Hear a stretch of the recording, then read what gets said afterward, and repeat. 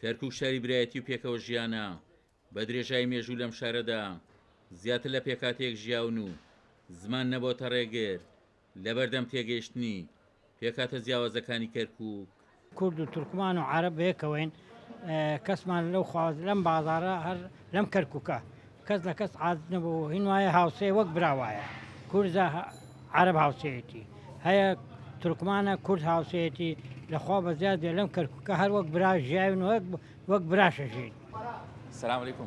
السلام ورحمة الله. شلوني باشي؟ سلامت بي شلون باشي. سلامت بي. والله عرب.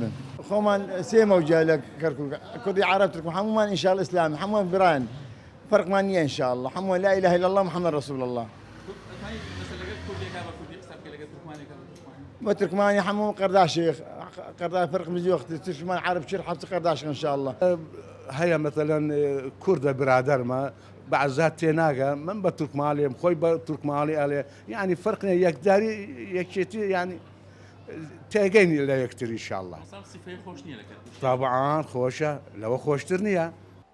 زۆربەی دانیشتوانی کەرکووک بە زمانە جیاوازەکان قسە دەکەن، یاساناسێک پێی وایە خەڵکی کەرکووک بە شێوازێک ئاشنای زمانەکانن کە لە یەکتر جیا ناکرێنەوە، بەڵام بە وتەی ئەو حکوومەت کاری نەکردووە بۆ قوڵبوونەوەی پێکەوە ژیان لە کەرکووک.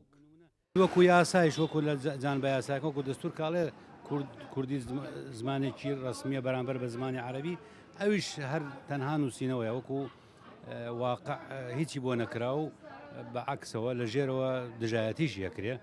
بەداخەوە ئێمە ئەبێ خۆمان ئەو لایەنە تونتر بکەینەوە، هەوڵی ئەوە بدەین کە کوردی و عەرەبی و تورکمانی و قسمێکمان هەیە مەسیحیش برادر مەسیحیمان شێ، ڕوو لە سیاسەکان نەکەین و جۆ بە لایەنە حکومی و سیاسەکان دێن پەیوەندیەکان خۆمان پتەوتر بکەینەوە بەرەو باشتری بێن.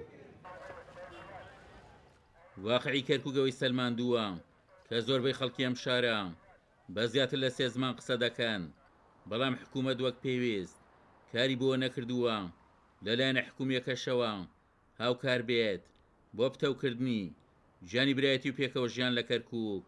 عومەر غەریب، کورسات نیوز، کەرکووک.